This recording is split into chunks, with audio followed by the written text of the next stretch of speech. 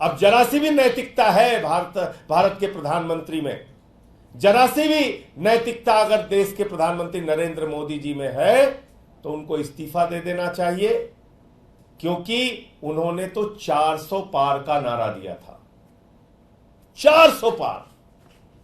लेकिन देश की जनता समझ गई कि ये 400 पार चाहिए संविधान को बदलने के लिए, ये 400 पार चाहिए आरक्षण को खत्म करने के लिए, ये 400 पार चाहिए अपने पूंजीपति मित्रों को फायदा पहुंचाने के लिए। और इसलिए देश की जनता ने यह परिणाम दिया है।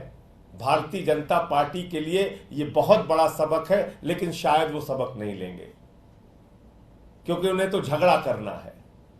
यह चुनाव का परिणाम भारत के अंदर नफरत की राजनीति के भी खिलाफ है, तानाशाही की राजनीति के भी खिलाफ है। यह चुनाव का परिणाम इस बात का भी संकेत है कि नफरत की बुनियाद पे हिंदुस्तान नहीं बनेगा, मोहब्बत की बुनियाद पे हिंदुस्तान बनेगा। तो इसलिए मैं इस देश की महान जनता को बधाई देना चाहता हूं कि लोकतंत्र के इस महापर्व में आपने हिस्सा लिया और एग्जिट पोल के परिणाम को पूरी तरीके से आपने ध्वस्त किया और यह बताया कि हम लोकतंत्र के अंदर अपने मुद्दों के आधार पर वोट देंगे, पार्टियों का चयन करेंगे। किसी को भी इस अहंकार में नहीं रहना चाहिए कि वो बिल्कुल हमेशा के लिए इस देश पे तानाशाही की अपनी हुकूमत चलाएंगे। और वैसे भी प्रधानमंत्री जी ने जब से कहा कि उनका जन्म बायोलॉजिकल नहीं है, वो अवतार हैं, भगवान से भी बढ़कर अपने आप को मानने लगे। उनकी पार्टी गाना गा रही थी कि जो राम को लाए हैं हम उनको लाएंगे।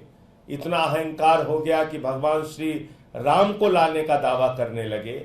इतना अहंकार हो गया कि भगवान जगन्नाथ जी उनके भक्त हैं, ऐसा दावा करने लगे।